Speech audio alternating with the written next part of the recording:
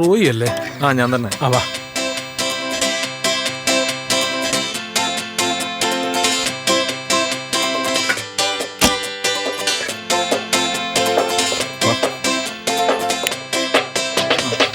Phone വിളിച്ചപ്പോൾ എല്ലാം വിശദമായിട്ട് പറഞ്ഞിരുന്നല്ലേ?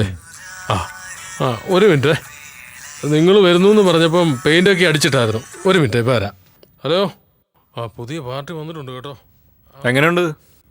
ആ പോരാ.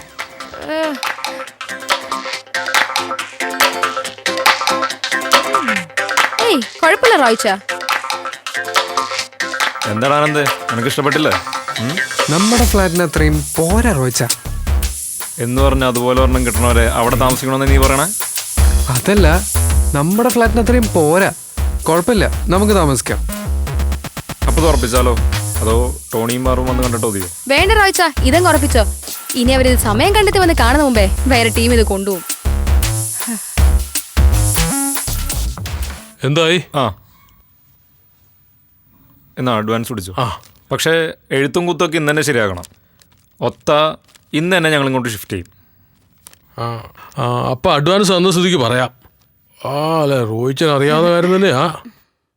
ഇവിടെ ഈ ആൾക്കാർ വെറുതെ പറഞ്ഞുണ്ടാക്കുന്ന ഓരോ കഥകളാണ്.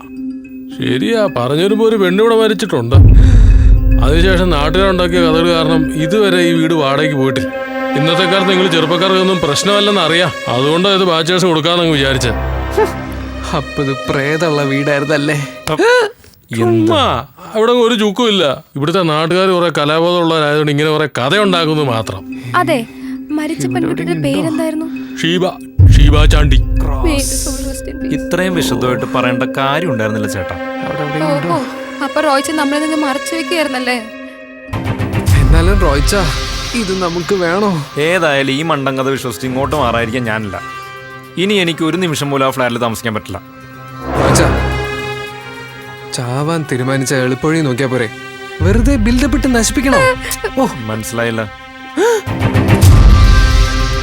അതിവിടെ താമസം തുടങ്ങുമ്പോ റോയിച്ചന് മനസ്സിലായിക്കോളും. ഏത് മുറിയിലായിരുന്നു? വെറുതെ സംസാരിച്ച് കാടകയറല്ലേ സാറേ. വന്നേ, ഞാനെല്ലാം പറഞ്ഞുതരാം. ചേട്ടാ വൈകിട്ടാണോ? ഓക്കെ, വളരെ നന്ദി ഇട്ടിട്ടാ. താമസിക്കല്ലേ,